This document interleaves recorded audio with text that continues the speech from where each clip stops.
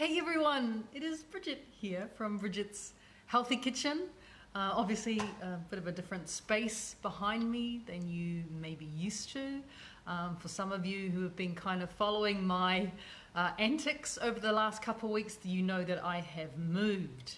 And with that moving, everything has pretty much changed, as you can well imagine. So today's Q&A Friday is absolutely perfect timing for me. I hope it's perfect timing for you as well. We're going to be talking about stress because it's something that I have had a lot of experience with, especially in the last couple of weeks as we've been organizing this life-changing move. So thank you for joining me. If you are joining me for the first time, welcome to Bridget's Healthy Kitchen. Welcome to Q&A Fridays. We do this every Friday, no matter where I am in the world. So it's great to have you along. Please let me know if it is your first time. Say hi. Let me know where you are joining me from. I am still in Sydney. We haven't left Sydney. We moved not far from where we used to live, actually.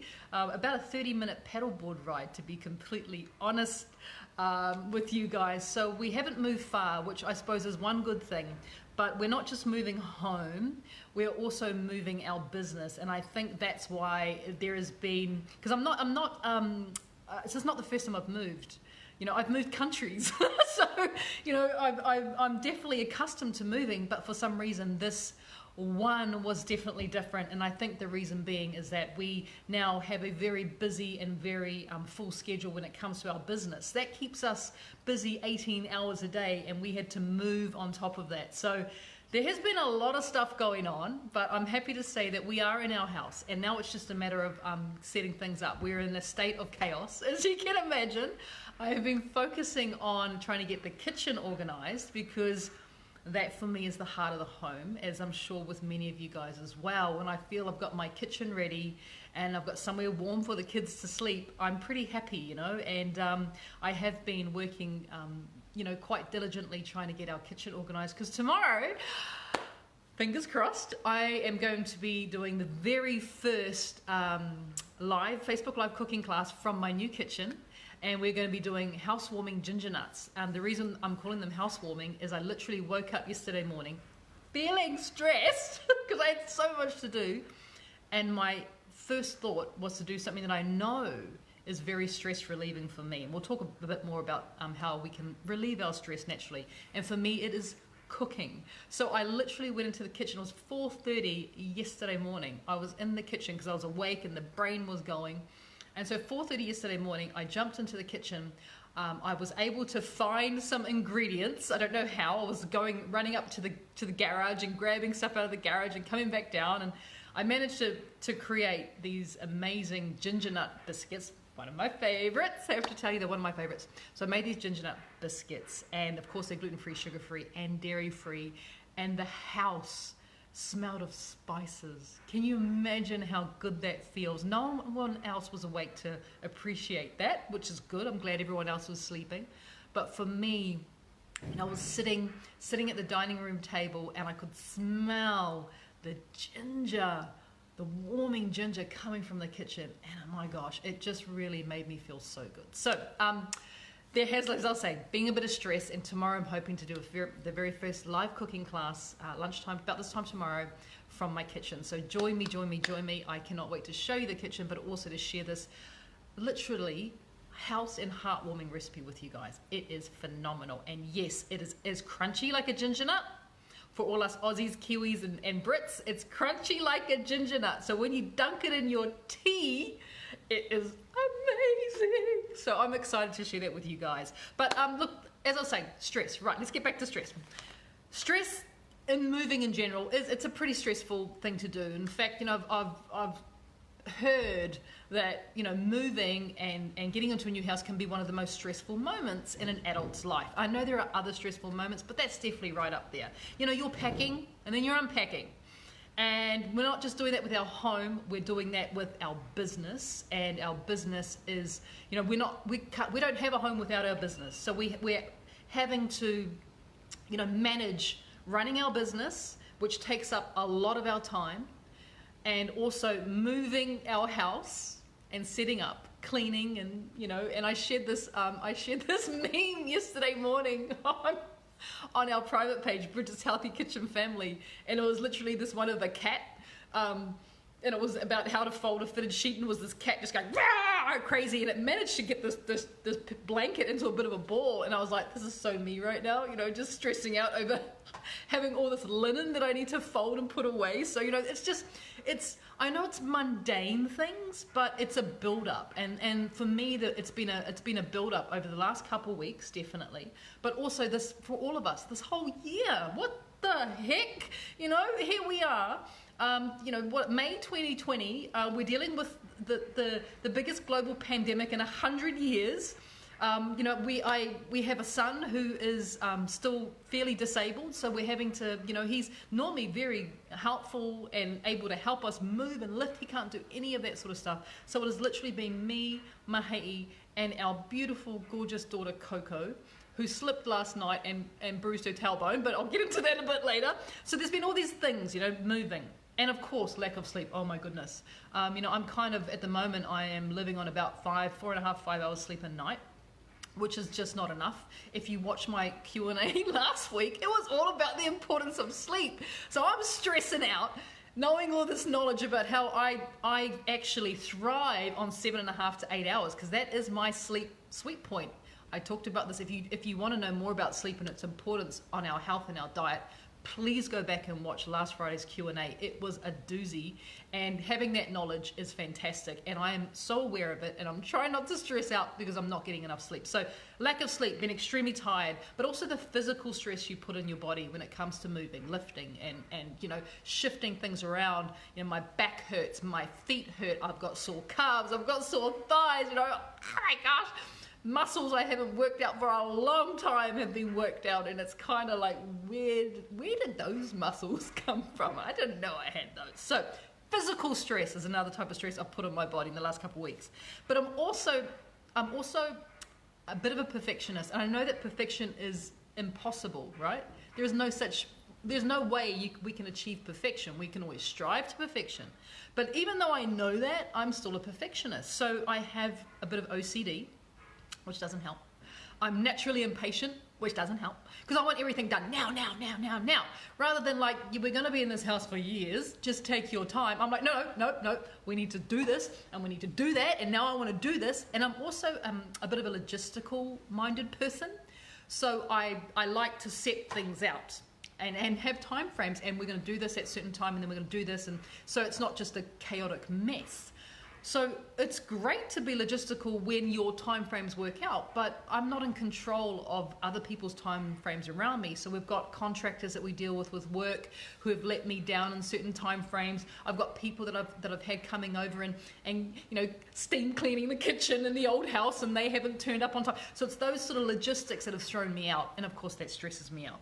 And then on top of all that, which is just kind of moving, doing what you're doing, we had a flood in the house last night. This is only our fourth night in the house, and we had a flood. There was a major storm system came through Sydney around about 6 p.m. last night. So it was dark, of course. It was cold, it was windy, rainy, and the entire downstairs area of our house flooded. And I don't mean a flood, it was a waterfall. And we worked out the reason why is because there was a block pipe, and we live sort of on the side of a rock formation that goes down into the water. So being on the rocks, the water from the street, or just there's such a huge amount of water, literally just streams down the side of the house, and there was a bit of a block, and then we had a cascade of water, just like boom, coming down, and downstairs areas where I store all my kitchen equipment, all my appliances. It's also my pantry, because my kitchen's too small. I've got a full-size pantry set up down there, all my food styling equipment, and there was a waterfall. And so, we come rushing downstairs. We're actually upstairs eating dinner. We come rushing downstairs, all of us. And that's when Coco slipped, and because of the water, she slipped straight over. She was in socks and injured her tailbone. Mahei and I are just like, what do we do? We don't even know where this water's coming from. So the stress levels, you can imagine, were just at an all-time high. And so we were grabbing blankets and sort of trying to, blankets like duvets, like proper, doonas for the Aussies, proper fully fluffy blankets were the first thing we could grab to sort of stop to try and stem the flow of water from hitting my kitchen equipment, my small appliances especially. And so we had all this wet stuff. And then we go to plug the washing machine in, which is also downstairs. Guess what didn't work? It's like, So now I've got this mountain of wet washing. Okay, right. So you can imagine what is going on. You couldn't even write about it. You're just like, yep, this is what's happening. And then on top of that, I was moving, because I'm tired, right? I was moving some boxes out of the garage and bringing it to start storing it in the downstairs area, which got flooded. This is before it got flooded. And 3 boxes of platters and bowls fell, and I smashed all 3 boxes. And in those boxes, there's probably about 60 different bowls and platters, family heirlooms, platters that I've used for food styling in my cookbooks, gone. Irreplaceable. I literally sat down and cried when that happened. I cried. I didn't know what else to do. I just thought to myself, and I know why I was not as careful as I normally was, is because I'm just so tired. And the stress of being tired and the physical stress in my body, normally I'm just lifted, put things there, and I've done so much physical lifting and moving that my body just didn't do what it was supposed to do. And these 3 boxes of platters of irreplaceable, like I said, family heirlooms and platters that I've had for years and years, and beautiful bowls and all antiques, and they just smashed. And I cried. I thought, what else are you going to do? I know it's only stuff, and that's what got me through. After I finished having my little sook, I realized it's only stuff. And I think that's what brings us on to our next part is, yes, stress, and we all have different stress in different areas. But how does stress affect us? Because I washed my hair today, and I noticed that so much of my hair was just falling out as I was it was just coming out in clumps. And so I know that that's not normal. My hair has been amazing since I've been healthy, and I know the reason why is because of the stress. I've got breakouts, I've got pimples. I'm like, what the, So how does the stress affect our bodies? But most importantly, how does it affect our diet? Are we actually, and this is why I posed the question, does stress make us fat and unhealthy? And the simple answer is yes. And it's not. There's actually been so many scientific studies done on how stress affects the body from a physical standpoint. Also, of course, we know it affects us on a mental standpoint. But what's actually happening inside our body, and how does it directly affect our diet, good or bad? So stress can make us not only overeat, number one, and when you overeat, you put on weight, and when you put on weight, you become unhealthy. Stress can also make us eat all the wrong foods, so foods that are high in fat and high in sugar, and we'll talk about why that happens a bit further on. And stress can also make us turn to alcohol. So there are 3 major factors that stress directly is linked to, and I said there's so much research being done on this, on the effect that stress has on our body. So, firstly, what is stress? Now, stress is a reaction to a very unpleasant, sometimes unexpected or unwanted, unwanted or extreme situation that happens to us or people around us. That's what stress is. And stress can either be major or it can be minor.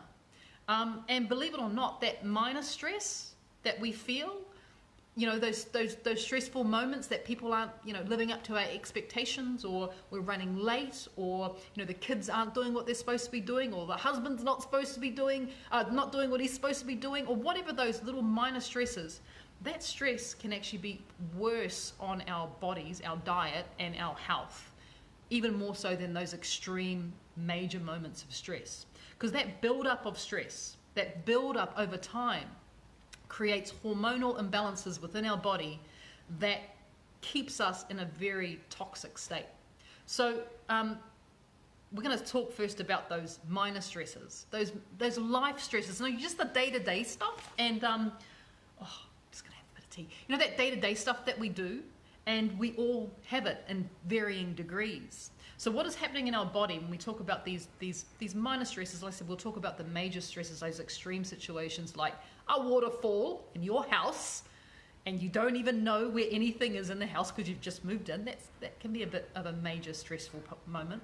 But the stuff that's been happening to me over the last couple of weeks have been build-ups. There've been little mini things going, oh, stressed out, oh, and suddenly it builds up to this almost this mountain of stress. If only one of these little things happened, I'd probably be able to deal with it pretty easily. But when you have constant things happening, because life is changing so dramatically around you, that build-up of stress has some very definite and very dangerous effects on our body. So the first thing that we know that happens when when a stressful situation comes up, is our body releases that hormone, what we know as our stress hormone, cortisol. Now, cortisol gets a bit of a bad rap. Cortisol is very necessary in our body. But when we have excessive amounts of cortisol, that results in some other negative chemicals reacting in our body. So when we're feeling a bit stressed, we release cortisol. Now, cortisol is known as a bit like your fight or flight, hormone. It tells you that something's not right. And actually having cortisol release is necessary because sometimes we are in situations that are a little bit dangerous. So our body needs to release cortisol in order for us to go, I'm at attention now, I'm alert. Without cortisol, adequate cortisol production, we're not able to have that alertness. So cortisol gets a bad rap. It's a very necessary hormone to have in the body. But it's when it's in excessive amounts, that's when it's not good. So when our body releases cortisol, I'm stressed, we release cortisol. What then happens from a dietary perspective especially is that our insulin becomes resistant. Now what that basically means is insulin, remember what insulin is, and for anyone who's diabetic, you guys know exactly what your insulin does to your body. So when our insulin, which is a hormone as well, becomes resistant, what then happens is that our insulin, remember, it's like a gatekeeper or a bouncer in a nightclub, and it literally stands outside your fat cells. And your insulin determines whether your body is going to access energy from your fat cells or not. So if your insulin is resistant, just like that bouncer not letting you in the nightclub, like, I want to see your ID, ma'am. And when you're over 30, you're like, yeah, here it is. Never happened to me, of course. But actually it happened a few times, which is very exciting. So when your insulin is resistant, your body is not accessing your fat stores for energy. Your body wants to access energy from other places. So insulin resistance is a bad thing. Insulin resistant means your body is not able to get into those fat stores because your insulin's, the bouncer's saying no. The gatekeeper's like, get out of here, you're not coming in here for energy. I'm going to hold on to those fat cells. So that's what happens when your cortisol levels are risen. They rise up, stress, your body becomes insulin resistant, which is two really, really important things that happen within the body. So not only is our body insulin resistant, thank you insulin, I'm not a fan of insulin resistance at all, let me tell you. And anyone who is, especially type 2 diabetic, you are insulin resistant.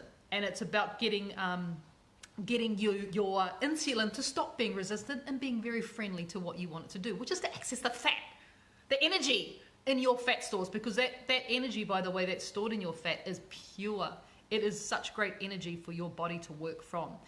You get better energy from fat than you do from anything else in your body. It is the best way to power yourself. But if your cortisol levels are high because you're stressed out, your body goes, sorry, shutting off that insulin, that fat that you've got there, that wonderful energy that's still there, not going to give it to you. So that's the thing that happens. Another thing that happens because our body is now insulin resistant is our body also thinks with those high levels of cortisol that we're in that fight or flight mode. And chemically, we're holding on to the fat because your body's like, fight or flight, I'm not releasing any of that fat because something's going to happen. I need to preserve that energy stores just in case. And which is great, back in the days when we're getting, chased by, I don't know, pterodactyls or tigers or whatever it is, that flight or fight mode And you also release adrenaline at the same time, especially if it's a major stress point, like say you're in a car accident or there's a waterfall, that's in your bottom part of your house. That fight or flight moment where your cortisol goes up and you release adrenaline gives you the energy to just go absolutely, and you jump into action. That's when you've heard of people that have extreme strength during times of extreme stress. And that has to do with that adrenaline that's released. But when those things are happening and you're not fighting a tiger and you're not, you don't have a waterfall in the bottom of your house, what happens when it's just those little minor stresses is your cortisol levels are still up. So your insulin is like, forget about it, mate. I ain't giving you none of that fat energy. You can just, you can just get it from somewhere else. All right? To see how this is coming along? When that happens, your adrenaline is not in your body. So you don't have a burst of energy to fight off the tiger because it's minor stresses. So you're still getting that massive cortisol spike. You're still getting that insulin resistance, but you're not getting the adrenaline to go along with it because it's minor stresses. So because your body is saying, forget about it, I'm not giving you any energy from your fat stores in order to, get through your moment of stress, we start looking, our body and our brain goes, well, I need that energy. I need something. And it goes for the most accessible form of energy. And unfortunately, the most accessible form of energy is fat from food and sugar from food, because we want to convert that into glucose, and that produces our energy. So if you've ever wondered, why it is that when you feel stressed, you tend to open the cupboard that may have the treats that you shouldn't be anywhere near, or you find yourself pulling into the McDonald's drive-thru. The reason why is because our body has shut off our fat reserves, and now your body is looking to get energy, and it's looking to power itself, and it wants to feel comforted. And we're getting the energy and the comfort from high-fat, high-sugary food. So that is why, especially now, of course, we've got, I've got this stress, but we're all under more stress than normal. And I'm talking obviously directly about the fact that we have this global pandemic and we're on lockdown and we're away from the people that we love and we're not able to go to a cafe and have a coffee and all these sort of things. And every time we leave the house, we have to think about whether we're going to contract this awful virus or we're going to give it to someone that we love. Like we are under so much stress as a global population right now. If you go to the supermarket, you will see the different aisles. I'm not talking about the toilet paper aisle. The different aisles where food is no longer available because people are going for the high starch flours, pasta, things like that. That's going to comfort them and it's going to make them feel satisfied with this food that we shouldn't be eating. So, McDonald's drive-thru, I know when it opened up in New Zealand, Burger King, and when they opened it up, there was just like queues for days to get into these drive-thrus. It's because people wanted to feel comforted. I mean, we know that, as you are consuming whatever unhealthy food that is you are consuming, and this is emotional eating, don't get me wrong, this is absolutely emotional eating. When we're consuming that food, momentarily we feel good. But unfortunately, that does not last. And if we're doing it once or twice, okay. But if you're doing it on a regular basis to self-medicate away your stress, then this is when we start to run into some really serious problems. This is when it gets really, really bad. So I see a lot online. Well, not in the last 2 weeks. I haven't been online hardly at all. But even prior to the move, we'll call it from now on. The move. Prior to the move, I was seeing so many people talking about their quarantine bodies because they've been at home, they've had access to their kitchen more than normal, so they've just been eating, but they haven't been eating food that is necessarily good for them. So they're putting on the kilos, they're putting on the pounds. But that a lot of people probably don't realize they're actually stress eating at the same time, emotionally eating. For a lot of us who are here, we know what emotional eating is and we know what stress eating is now. But for others who maybe haven't been as in touch with their health and the fact that everything you eat everything you put in your mouth determines whether you're going to be healthy and and well and thin and fit or not. It's so directly, 90% of diet, of weight loss and health is determined by what we eat. 90%. Only 10%, and this is once again scientifically proven, only 10% is determined by the type of movement or exercise that we do.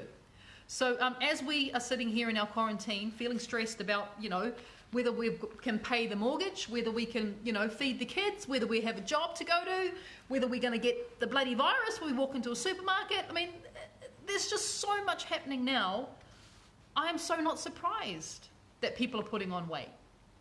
Just the fact that their kitchen's there, it's there in the new house. I'll show you tomorrow. It's all part and parcel of what we're experiencing and what is happening now. So does stress affect our diet? 100%. It totally does. Will stress make us fat? Yes, it will. If you run or if you have high levels of stress, you just got to, your own body. It's not good. It's not good for weight gain or weight loss or weight management. Just not good. It is not good for your mental health as well, as we know. It's not good for having imbalanced hormones, because remember, our cortisol levels have gone up, but there's other hormones that are at play here too. And if you're a female, we know all about hormones and what hormones do to us. It's not good. But when our cortisol levels are up, because we're stressed, our insulin is resistant. The other hormones that are affected in there as well is one of the hormones I talked about last Friday during the sleep Q&A. I wasn't sleeping. If you haven't seen it, it was about sleep. Very, very good Q&A. I suggest you go back and watch it. It's really, really good. So one of the other hormones that is affected when we are stressed is a hormone known as leptin. Now, leptin, fascinating hormone. I love all this science behind how our bodies respond. And once you understand more about how your body responds, you become you become an observer. A lot of the times we go through life not really paying attention to what food or lack of sleep or too much stress does to our weight and our bodies and our health. But once you begin to, understand that there are things at play, there are chemicals at play, we are more able to be that observer as opposed to it just happening to us. Life doesn't just happen to us. We start to take control. So the other hormone that is affected is that hormone leptin. Now, leptin is a hormone that will let you know whether you're full or satisfied or not. So when our cortisol levels go up, our leptin levels drop down. So this is why we overeat when we're stressed out, because there's not enough leptin to say, hey, you're actually good. You're fine. Like, you're full. Your body is sated. That hormone that tells us that has been seriously compromised by stress and cortisol and insulin resistance. So the leptin goes down. We don't want down leptin, we want up leptin. And the other hormone that is also affected, and it's all tied in, is the hormone ghrelin. Now, ghrelin is the hormone that is released to tell you you are hungry. So when we are stressed out, our leptin goes down and our hunger hormone ghrelin goes up. So that's the reason why you find that when you are stressed, firstly, you go for the foods you shouldn't, the fatty, sugary, starchy type foods. We go for those, the things that we assume are going to satisfy us. But we also overeat those foods as well. And studies have been done to show that when you are stressed out, and it's the same with sleep as well, there is your percentage of how much more you're going to overeat increases by about 30%. So you'll eat 30% more food when you are stressed and when you are tired than when you're well rested and zen. I suppose the opposite of stress is zen, right? Yeah, we'll just call it zen. You will overeat. And that's because of those hormones that are now so out of whack within our body. So that leptin decrease, and we don't feel satisfied, and we're all content, and we overeat. We go searching for food. We become the gatherers. We don't become the hunters. Being a hunter would be a good thing, but we actually just become a gatherer. Want to gather up the food and put it in our mouths and, oh, I feel better now. And then half an hour later, don't feel so good. But, you know, it was that momentary satisfaction that we were looking for, that pleasure, that response. We wanted to feel the pleasure, and that's why we go for it. So stress does affect our body. What can we do about it? How can we alleviate it? Because it's not a nice place to be. Let me tell you, I have, Mahei is not a stressed out person. He's very, very calm. And I feel very blessed to have a husband that doesn't lose his you-know-what when we have waterfalls in the house. That's my job, right?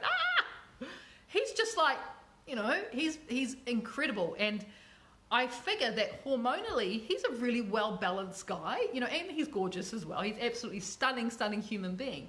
But he handles stress extremely well. Whereas me on the other end of the spectrum, I tend to go into fight and flight. I just go into action, and everyone knows I'm in action mode.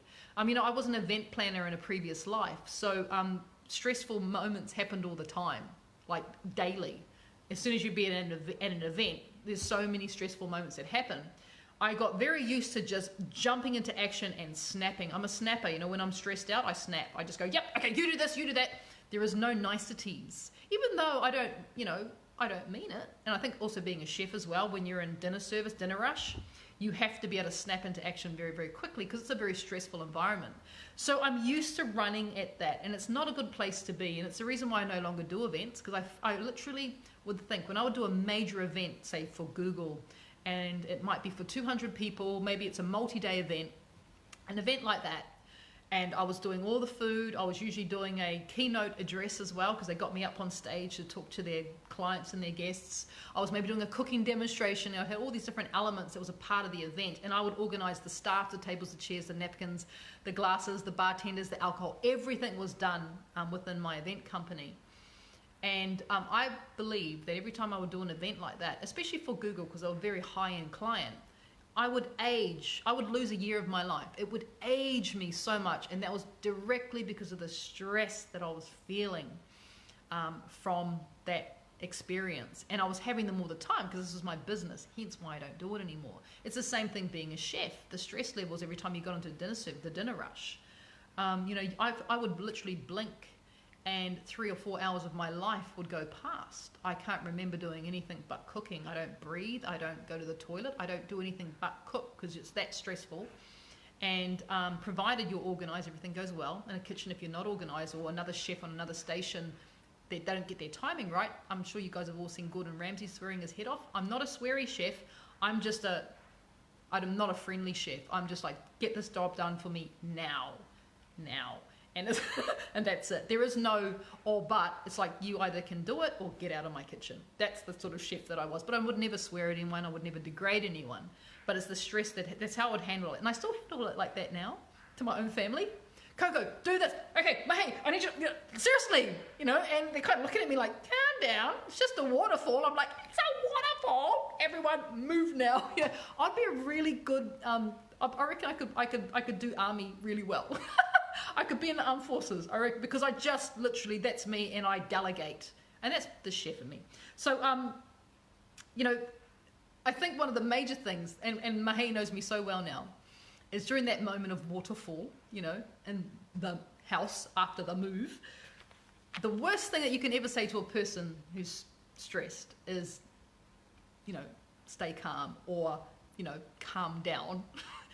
I mean, no one ever in the history of calming down has ever calmed down when someone's told them to calm down. It just does not happen, right? So Mahei knows me so well, he would never tell me to calm down because I just go right into action. So that's, I think, one of the ways that we can deal with other people's stress around us, because when someone else is stressed, that energy stresses out the people around them. And I know that, and I'm very mindful of that. But one of the things I said Mahei has learned is don't tell me to calm down, because I will actually go to the next level. So that's one of the things in how we can help to be less stressed, is not to stress out the people around us, which is really, really important, right? So that's one of the things. But how do we avoid that continual stress? Because that was that momentary major stress that we had last night. And when it comes to major stresses, I can't stress enough how dealing with a major stress is like Mahay's way of dealing with it is because he's practiced it and it's learnt behavior. It's not him, it is him being generally calmer, but he deals with stress differently because he's throughout his life has dealt with stress differently, and I deal with stress differently throughout my life. So it's sort of understanding that when it comes to these major stresses, it's learnt behavior. It takes practice. And how do you practice becoming less stressed, especially when something major happens like waterfalls or car accidents, or something really traumatic happens in your life and it's instant and it's unexpected? How do we prepare ourselves for that? We can't if it's unexpected, but we can prepare through the minor stresses that we have during our daily life. And this is when it gets really important, because remember that continued stress has much more of a negative impact on our body, our diet, and our health and our weight than those major stressful moments. So learning to deal with those minor moments is going to help us when we do come across these major moments of stress. So some of the ways that I have learned over the years to deal with stress, and other days I'm better at it than some other days, as you can imagine. But this is the way that I've learned most definitely, is when I am organized and I have a routine planned, the moments of me coming across these little daily stresses decreases because it's organized, right? So for example, I've tried to maintain as much of a routine here since we've moved, especially with the kids. With how we operate our business and trying to do the work that we normally would do, we've tried to maintain that routine as much as possible. Even stuff like in the morning when I wake up, at whatever it's still dark out when I'm waking up, I don't pick up my phone. It's a routine that I've gotten into. I don't want to add more stress by just looking at, because sometimes your phone just stresses you, like, oh, I can't believe someone posted that, stupid stuff, right? Or it's a major stress because you see something that's happened that you've got to react to instantly. Maybe it's family related or something. So I don't pick up my phone first thing in the morning, which I've gotten into the habit of doing for a long time. So having those routines and maintaining those little routines are so incredibly important, not just for you, but also for your family as well. Like I said, with the kids, we're still getting the kids up at the same time, even though they're still a bit tired. Our son is doing distance learning from home because he can't go to school. So he's still getting there, sitting there and doing his studies, doing his schoolwork. And we do that with a time frame for him every single day.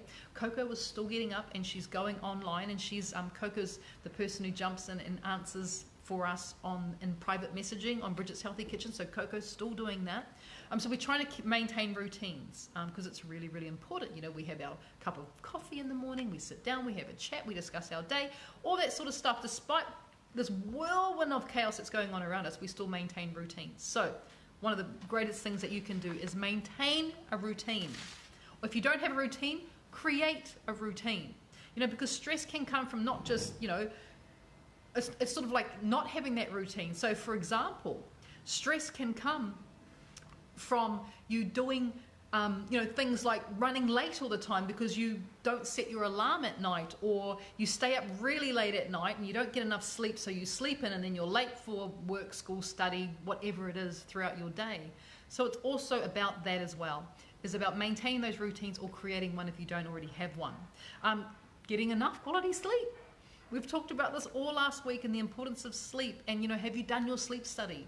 Do you know what is your sweet spot for how much sleep that you need in order to perform at your optimum level during the day? So that's really important as well, is that sleep. And not getting enough sleep, your body is under stress, your brain is under stress, you're tired, you're grumpy. All of those things can start off with lack of sleep, result in being extremely stressed out when the situation could maybe be a bit handled better if you have gotten enough sleep, right? So I reckon the reason why I smashed all my beautiful platters and my bowls, my family heirlooms, is because I was so tired that without my normal amount of sleep, that I was not functioning at my optimum level. So getting quality sleep, being organized. And I think one of the saving graces for me during this chaotic move, I know I've used the word chaos quite a few times, but it literally is, during this chaotic move, one of the things that I am so incredibly grateful for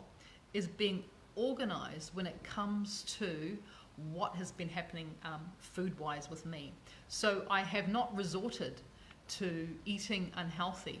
In fact, I have been extremely, extremely good only because I've been organized. I made sure that I had packed in my chili bin, my esky, I had the food that I needed to maintain myself during those moments of, oh, I'm so hungry, what I'm going to eat. So I was able to make almond porridge, which is my absolute obsession at the moment.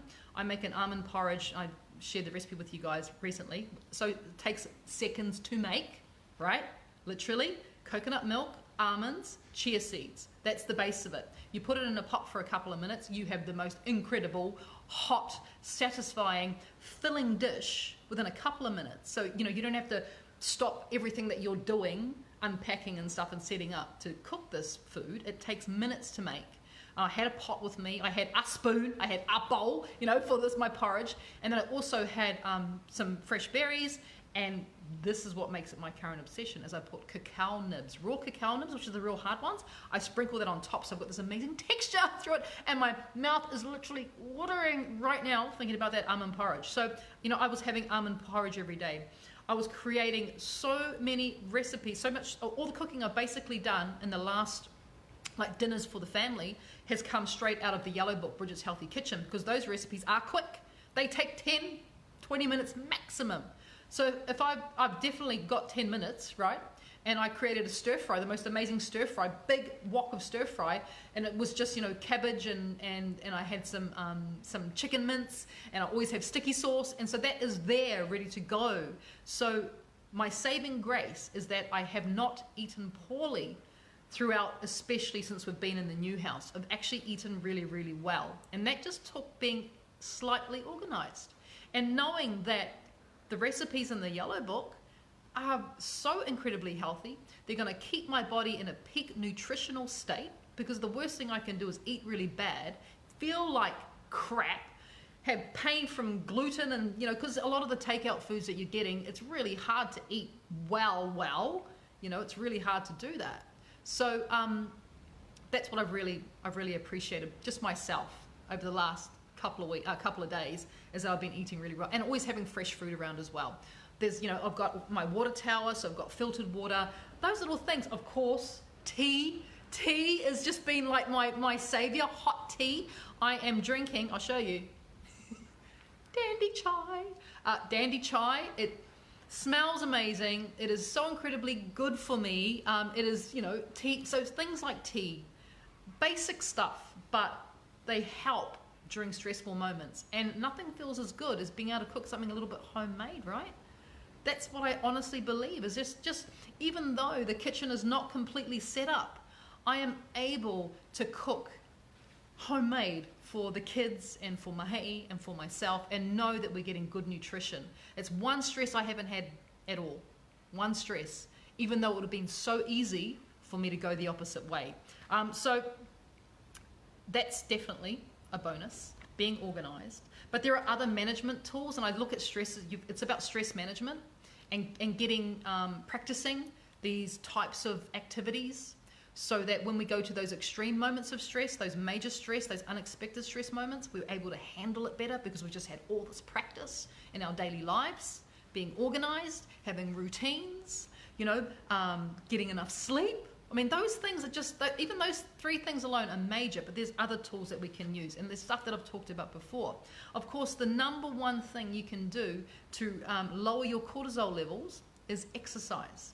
And it hasn't been possible at all this week. Exercise, yeah, when you're shifting boxes 16, 17 hours a day, not going to happen. But if you're not moving house or you're not shifting boxes, if you want to quickly get your cortisol levels down to a manageable level, so that they're normal, they're doing what they're supposed to be doing, then exercise is the fastest way to do that. And your exercise, it working up a sweat.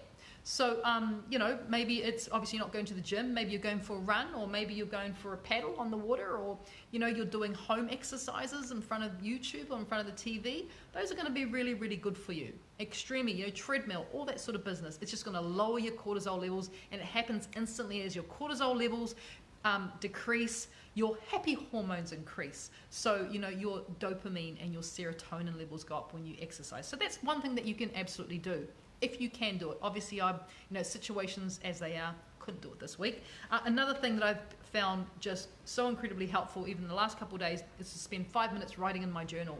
Just about how I'm feeling, just about what's happening, just about what's not happening, just literally like a brain dump onto the page. That has been incredibly helpful for me over the last couple of days. And for anyone who is a regular journal writer, you know how stress relieving that can be. Then of course we're talking about things like meditation. We've talked about that before. Free meditation apps. There are free meditation YouTube videos where you can go through guided meditation if you're not used to meditating and you'd like to learn how.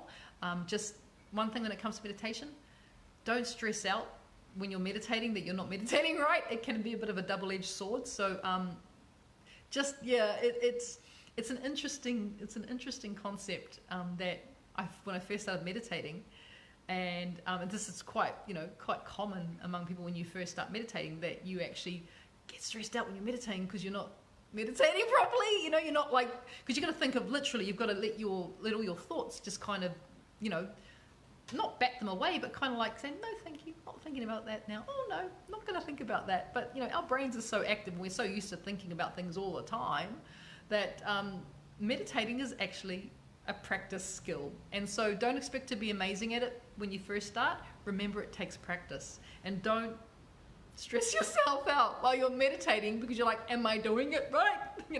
I'm not feeling less stressed, which is all compounding and stressing you out. So guided meditation's a really good way, and of being able to stay focused throughout. And just start with small bits. Like, don't try and do an hour meditation. Like, start with 5 minutes. And then when you're good with 5, move up to 10, and so on and so forth. Meditation is something you do for your life. This is something you want to incorporate, and you want it to be a tool that you can access when you are having moments of stress. So meditation is good. Yoga, of course, is good because it's good for the body, it's good for the mind, it's good for the flexibility, and it does help to center you and to de-stress you as well. Walking, exercise is one thing. I'm talking about if you really want to dramatically lower your cortisol levels, you do some strenuous exercise or where you work up a sweat type of exercise. But walking in general is good because one thing that you're doing is you're outside. You're outside. I was going to say you're in nature, but nature may be you live in an urban environment, so you're able to go for walks on the street, or maybe you live in close to a place where you can hike. But just being outside is really good. It's good to have natural light on our skin. It's good for our body and our eyes to be absorbing natural light rather than being in artificial light all the time. So even just being outside, maybe it's gardening distresses you, right? These are good things for our body. And believe it or not, being outside and getting natural light, it doesn't have to be sunlight, it can just be natural light. If it's cloudy, getting natural light on your skin and into your eyes, into your retinas, is actually going to help it's going to improve your quality of sleep, believe it or not. Especially if you're doing outside early in the morning. So after you first wake up, it's the best time for your body to be exposed to natural light. But also, and this is all scientifically proven, you can do your own research online about the importance of natural light on our sleeping patterns. But also getting at the opposite end of the day as the day is going into dusk. So not just sunset, but actually, before, when it starts to naturally get darker.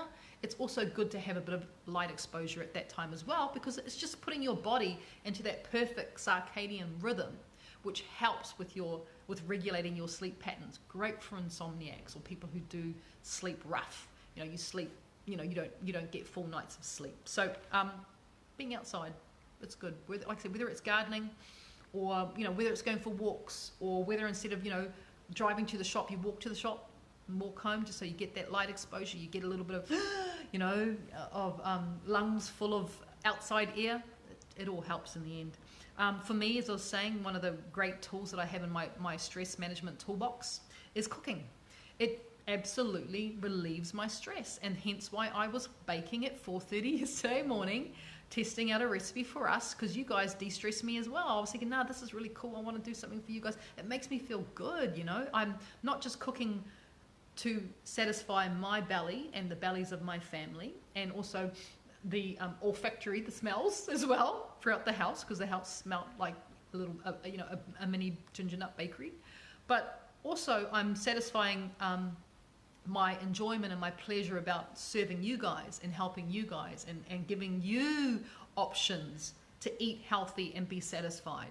Because one of the beauty about having all those wonderful treats around, those healthy treats, is that if you are having that moment of stress, you don't turn to a bar of Cadbury, or you don't jump into the queue, the takeout queue at McDonald's, but you go to your pantry or you go to your fridge and you're able to extract a healthy treat that's going to satisfy you, it's going to make you feel good, but it's not going to negatively impact your journey, your health journey.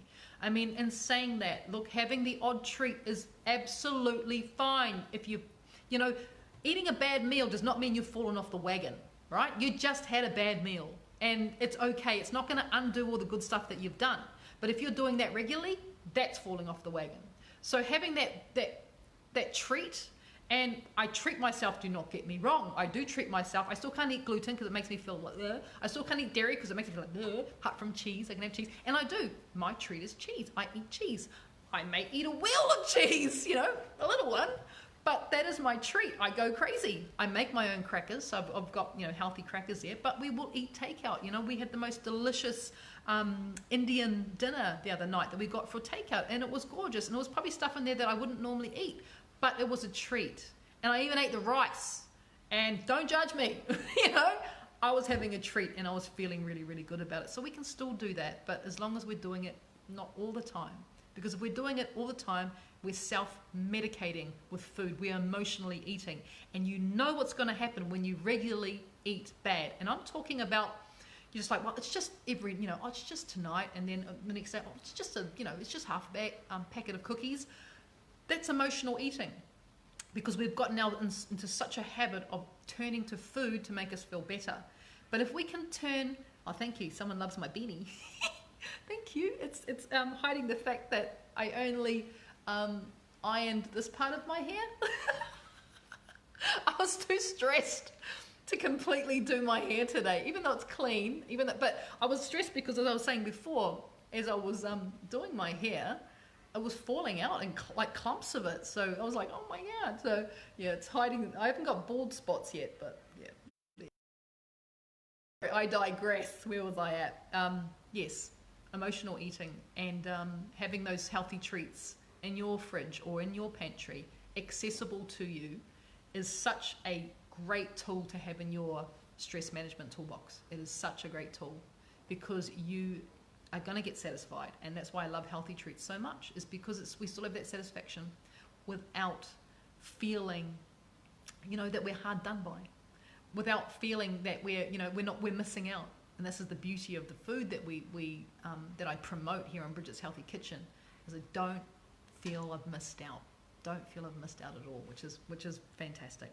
So another thing we can do, remember, we're filling up our toolbox with great tools for our stress management toolbox. Laughing. And I've had good little laughs with you guys here today. I'm laughing at myself, and sometimes it's so good to just laugh at yourself. You can't take yourself too seriously when you're stressed. You know, you literally have to laugh. I'm like, yeah, my hair's falling out.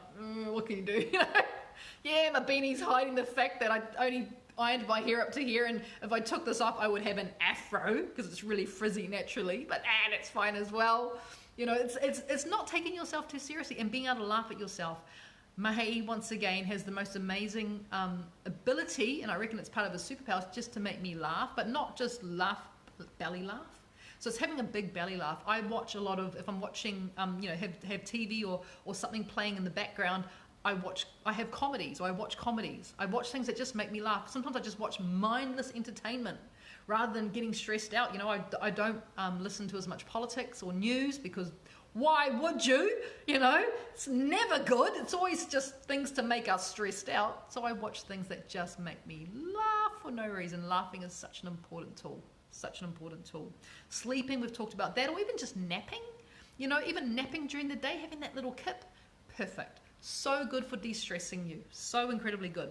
I am very thankful and grateful that we have a wonderful deep bath here in the new house. So hot baths. Not only is it relieving the muscles, because I put magnesium salts into the water, which is really, really good if you soak in magnesium. Really, really good for you. And you actually, your body absorbs a good amount of magnesium through the skin. It's the best way to get it into you. So having a magnesium bath is just amazing. So that's one thing, you know, I love to have baths. I mean, in a normal era, I would say massage, you know, getting, you know, going and having a proper massage, either a deep tissue or a relaxing massage. I can't do that at the moment, but, you know, those would be other things we can do later on when we get more, you know, access to normal life. You know, cup of tea. Cup of tea is always good. Hot cocoa. I've got a wonderful hot cocoa recipe, which is dairy-free and sugar-free and just a lovely chocolatey, you know, satisfying little treat. And as I was saying, that mindless entertainment, it really works. Maybe I'm mindless entertainment for you right now. Maybe this is helping to de-stress you, because I know that this is helping to distress me. You guys are helping to distress me. Tamara's having a laugh here, right? It's just like, and it's a real frizzy kind of a day. It's a frizzy kind of a day. So Elizabeth has asked, how do you naturally, I'm assuming you mean naturally, increase your leptin? Because it really is almost like the secret sauce, right? How do we increase our leptin so we feel satisfied? Well, that hormone, it's a matter of having, sorry, I'm trying to get my tongue around the words. It's a matter of having, oh, that's quite hard to say, isn't it? Matter of having, balancing your hormones. So when your hormones are balanced, and I mean bringing down your cortisol by using some of those tools we're talking about in your stress management, bringing down your cortisol, getting enough sleep, Elizabeth, and quality sleep, not enough sleep, quality sleep, sleep that suits your body type. And everyone is different. If you haven't watched my Q&A Friday from last week, go back onto Bridget's Healthy Kitchen on the page, look for the videos tab, click on it, and you will see the video from last Friday. We talk a lot about how to get quality sleep and to do your own sleep study on yourself so you know how much sleep you need, health levels and wellness levels. When you are getting enough sleep, your leptin levels are increasing. They do increase. So the natural way to do this is to think about balancing out all your other hormones, namely your cortisol, which helps with your insulin levels, and it will help to increase your leptin, and it will help to decrease your hunger hormone, which is your ghrelin. So I can't stress enough the importance of not stressing out. I honestly, it's just like, I'm stressing to you how important it is not to stress. Seriously, we take for granted, we do, how important our hormones are to our weight journey and our health journey. Balancing out our hormones, and we can do this naturally, is one of the most important things that we can do to make sure that we are running at optimum levels. And I've talked about sleep. I've now talked about stress, which is all part of it. We're also going to talk about movement, because I think movement is a really important, I think it is a really important part of our overall well-being. We always talk about food. We always talk about getting the right nutrition into you and how important it is to maintain those nutrition levels. And I think one of the only missing elements that we haven't really dived deep into, which we'll do next week, is exercise and the importance of exercise. But what type of exercise? And how important is exercise? So we'll talk about that as well. But I think I've come to the end of our Q&A Fridays. I thank you for staying with me. If you stayed with me right to the end, you know, thank you. I hope this has been of some assistance to you. I know it's definitely been of assistance to me. Just talking it out. Sometimes just talking it out is really, really good, right? It's just really good to talk it out.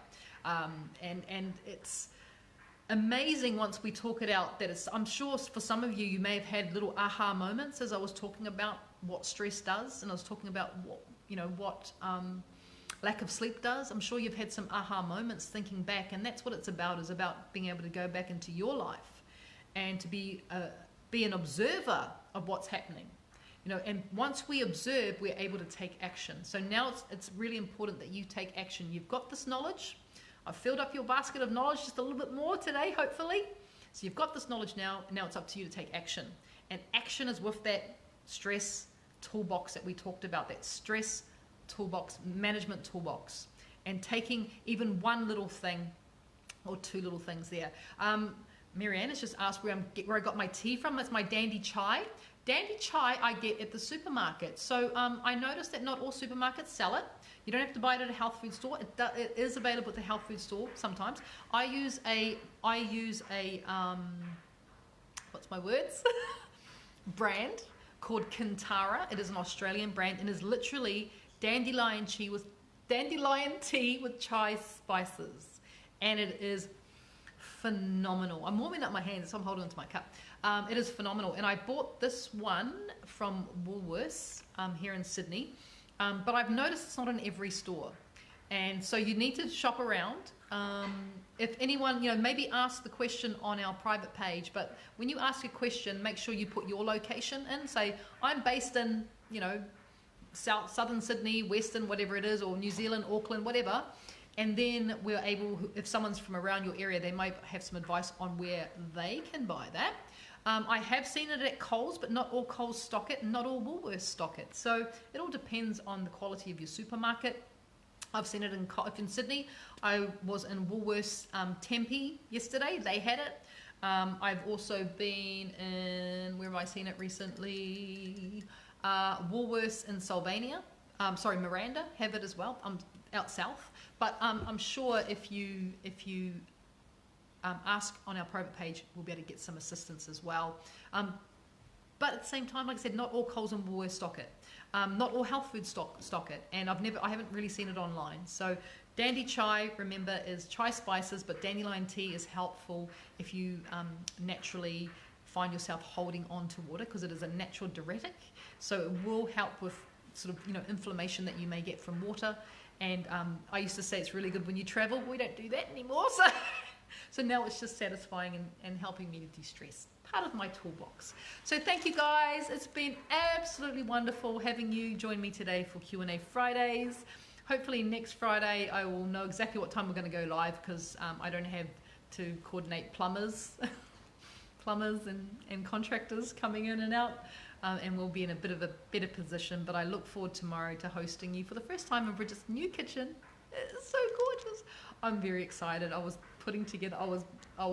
literally building part of the kitchen last night. So yeah, I look forward to showing you my new kitchen. It's beautiful. So thank you guys. I will leave you with with love, and wherever you are, I hope you are safe. I hope you find your dandy chai.